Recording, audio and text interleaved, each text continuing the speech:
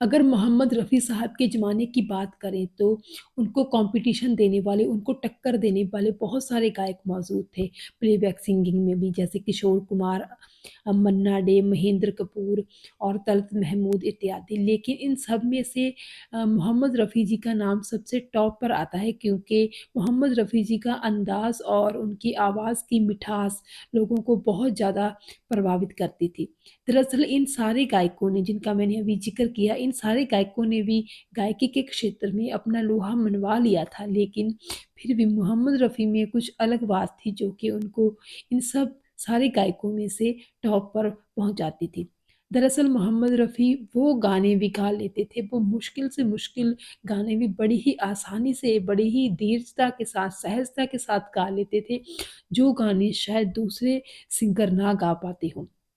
दरअसल मोहम्मद रफ़ी जी की ख़ासियत ही ये थी कि उनके लिए कोई गाना मुश्किल होता ही नहीं था और ऐसे बहुत सारे गाने हैं जिनकी हम अगर बात करें तो देखने में हमें वो गाने बहुत ही ज़्यादा आसान, खूबसूरत लगेंगे लेकिन उनको गाने में बहुत मुश्किल का सामना करना पड़ता है किसी भी गायक को। लेकिन मोहम्मद रफ़ी साहब ने वही गाने इतनी ज़्यादा सहजता से, इतने ज़्यादा धैर्य से गाए कि सचमुच में उनकी तारीफ़ जो है की जानी चाहिए।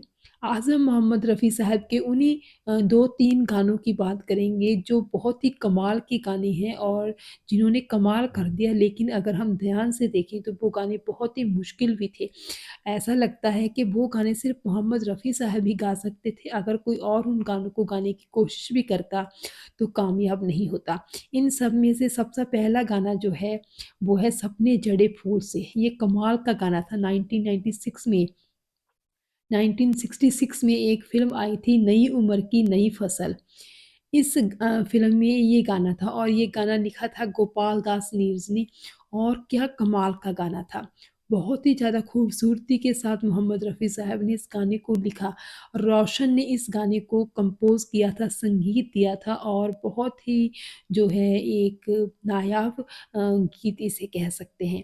लेकिन अगर हम ध्यान से देखें तो इस गाने में बहुत उतार-चढ़ाव आते हैं।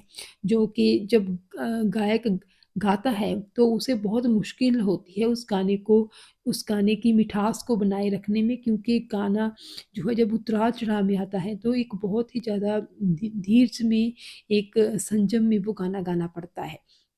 लेकिन गाना फिर भी बहुत खूबसूरती के साथ गाया मोहम्मद रफ़ी जी ने। अगर हम ध्यान से देखें तो इस गाने का आखिरी अंतरा बहुत ही मुश्किल था, बहुत ही उतार-चढ़ाव थे उसमें लेकिन जो कमाल उन्होंने करना था मोहम्मद रफ़ी साहब ने वो तो कर ही डाला। तो इस तरह अगर हम दूसरे गाने की बात करें कि दूसरा गाना मोहम्मद रफ़ी साहब का सबसे कमाल का कौन-सा था जो कि था बहुत मुश्किल लेकिन उसे बहुत ही अंदाज़ के साथ गाया मोहम्मद रफ़ी साहब ने, वो गाना था सुहानी रात ढल गई।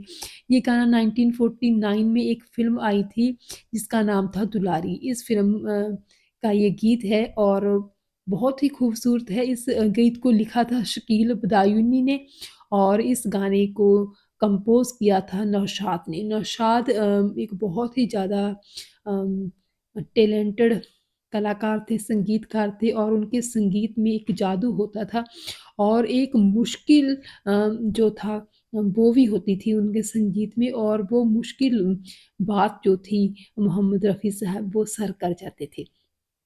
तो बड़ी ही सहजता के साथ बड़े ही जो है एक सादगी के साथ उन्होंने ये गाना गाया लेकिन इस गाने की ख़ासियत और मुश्किल बात जो है इसका ठहराव है। पर मोहम्मद रफ़ी साहब तो मोहम्मद रफ़ी साहब थे। उन्होंने तो हर हाल में हर गाने को कमाल का बनाना ही होता था।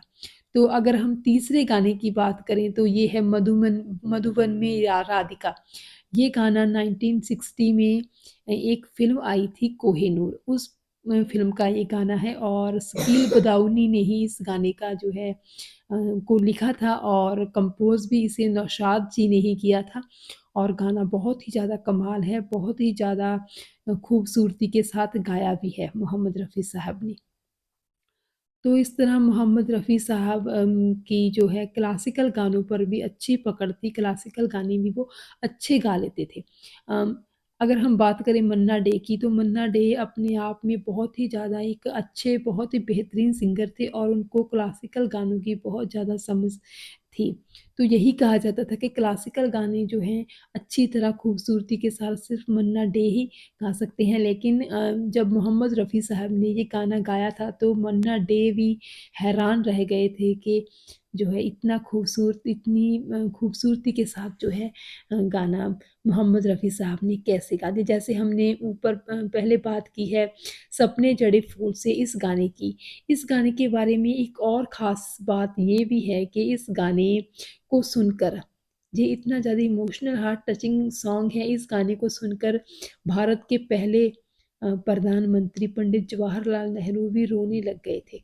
दरअसल वो इस गाने की भावनाओं में बह गए थे और जो है उनको भी इमोशनल कर दिया था इस गाने में और ये गाना सुनकर मोहम्मद रफ़ी साहब की तारीफ़ करने से भी नहीं रह सके थे जवाहरलाल नेहरू और उन्होंने बहुत ज़्यादा तारीफ़ भी की थी मोहम्मद रफ़ी जी की। तो देखिए एक सच्चे एक अच्छे और एक जो है सचमुच में जो एक कलाकार होता है उसके लिए सबसे बड़ा अवार्ड तो यही होता है कि अ, कोई उसकी तारीफ़ करे, सच्चे दिल से उसकी तारीफ़ करे, कोई इतनी बड़ी हस्ती उसकी तारीफ़ करे, तो ये यकीनन ही जो थे मोहम्मद रफ़ी साहब के कमाल थे, जो कि हर एक के सर चढ़कर बोलते थे। कोई भी जब उनकी आवाज़ को सुन लेता था, उनकी आवाज़ की मिठास और उनकी अदाओं उनकी अदायगी का को वो हर कोई दीवाना हो ही जाता था। हर कोई उनको उनकी सराहना किए बिना, उनकी तारीफ़ किए बिना रह ही नहीं सकता था क्योंकि उनकी गायकी का अंदाज़, उनकी आवाज़ की मिठास थी ही इतनी कमाल की। हर एक मुश्किल से मुश्किल गाने को बहुत ही जो है सहजता के साथ गा जाना, ये मोहम्मद रफ़ी साहब की ही जो है एक कमाल रहा है उनका और उनका ही ये जो है आवाज़ में या जादू था कि आज भी लोग उनके बारे में बात करना पसंद करते हैं, उनके बारे में सुनना पसंद करते हैं, उनकी जो है गायकी के हर एक पहलू के बारे में जान लेना ये पसंद करते हैं। तो ये मोहम्मद रफ़ी साहब का निश्चय ही एक कमाल है भारतीय सिनेमा में कि वो भारतीय सिनेमा में आज भी याद किए जाते रहे हैं और सबसे जो है एक टॉप पर आता है उनका नाम भारतीय सिनेमा में प्लेबैक सिंगिंग में जब भी बात होगी प्लेबैक सिंगिंग की तो मोहम्मद रफ़ी साहब का नाम सबसे पहले लिया जाएगा।